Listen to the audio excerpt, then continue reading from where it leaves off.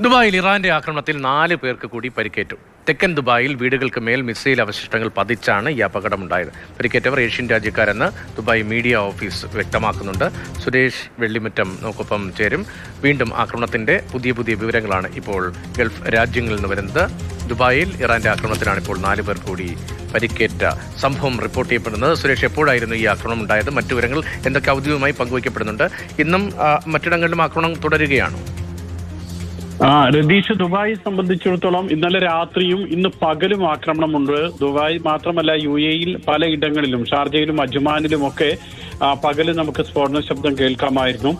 ദുബായിൽ ഇന്നലെ രാത്രി അൽബദിയ മേഖലയിലുണ്ടായ ആക്രമണത്തിൽ 4 പേർക്ക് പരിക്കേറ്റിരുന്നു. അത് സാരമുള്ള പരിക്കല്ല എന്ന് ദുബായ് മീഡിയ ഓഫീസ് അറിയിക്കുകയും ചെയ്തിരുന്നു. ഇന്ന് പകലാണ് ദുബായ് സൗത്തിൽ ഒരു ആക്രമണം ഉണ്ടാകുന്നത്. ആക്രമണ ശ്രമം UAE പ്രതിരോധിക്കുകയും ചെയ്യുന്നുണ്ട്. പക്ഷേ മിസൈലിന്റെ അവശിഷ്ടങ്ങൾ വീണ് 4 പേർക്ക് പരിക്കേറ്റു എന്നാണ് ദുബായ് മീഡിയ ഓഫീസ് ഇപ്പോൾ ഔദ്യോഗികമായി അറിയിക്കുന്നത്. പരിക്കേറ്റ 4 പേരും ഏഷ്യൻ വംശജരാണ്. ഏത് രാജ്യക്കാരാണ് അല്ലെങ്കിൽ മറ്റ് കൂടുതൽ വിവരങ്ങൾ വ്യക്തമായിട്ടില്ല. ഏഷ്യൻ വംശജരാണ്. ഇവരെ ആശുപത്രിയിൽ പ്രവേശിപ്പിച്ചു.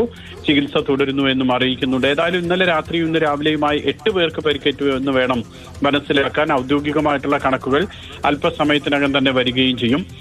ഇതോടൊപ്പം തന്നെ ദുബായ് തുറമുഖത്ത് തീപിടിച്ചിരുന്ന കുവൈറ്റ് എണ്ണ ടാങ്കർ ഉണ്ടായിരുന്നു. ആ എണ്ണ ടാങ്കറിലെ തീ പൂർണ്ണമായും അണയ്ക്കാൻ കഴിഞ്ഞു എന്ന് അധികൃതർ അറിയിക്കുന്നുണ്ട്. ലോകത്തിലെ തന്നെ ഏറ്റവും വലിയ എണ്ണ ടാങ്കറുകളിൽ ഒന്നാണ് കുവൈറ്റിലെ എണ്ണ ടാങ്കർ. അത് പൂർണ്ണമായും നിറച്ച് അസംസ്കൃത എണ്ണ എല്ലാം നിറച്ചതിന് ശേഷം യാത്രയ്ക്ക് തയ്യാറെടുക്കുന്ന സമയത്ത് അല്ലെങ്കിൽ യാത്ര പോകുന്ന സമയത്ത് തീരത്തുനിന്ന് ഏതാണ്ട് ഒരു 30-32 നോട്ടിക്കൽ മൈൽ അകലെ മാത്രമേ ഉള്ളൂ.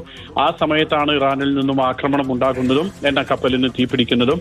അത് പൂർണ്ണമായും അണയ്ക്കാൻ കഴിഞ്ഞു എന്ന് അധികൃതർ അറിയിക്കുകയും ചെയ്യുന്നുണ്ട്. മാത്രമല്ല, എണ്ണ ചോർച്ചയില്ലാത്തത് കൊണ്ട് തന്നെ വലിയ ദുരന്തം ഒഴിവാക്കാൻ കഴിഞ്ഞു. അതൊരു വലിയ ആശ്വാസവുമാണ്. ഷാർജയിലും ഇന്നലെ രാത്രി ആക്രമണം ഉണ്ടായിരുന്നു. ഷാർജ അൽത്തുറയ ടെലികമ്മ്യൂണിക്കേഷന്റെ ഓഫീസിന് നേരെയാണ് ആക്രമണം നടന്നത്. കുവൈറ്റിൽ ആക്രമണം ഉണ്ടായിട്ടുണ്ട്. ഖത്തറിൽ ആക്രമണ ശ്രമം ഉണ്ടായിട്ടുണ്ട്.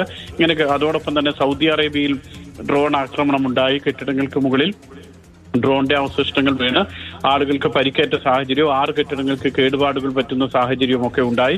ഈ മേഖലയിലെല്ലാം ഇന്നലെ രാത്രിയും ഇന്ന് പകലും ഇപ്പോൾ ഇറാന്റെ ഭാഗത്തു നിന്നുള്ള ആക്രമണ ശ്രമങ്ങൾ തുടരുന്നുണ്ട്. രതീഷ. സുരേഷ് വെള്ളിമുറ്റമാണ് സമഗ്രമായി അവിടെ സംഭവിക്കുന്നതിന്റെ വിശദാംശങ്ങൾ നൽകിയത്.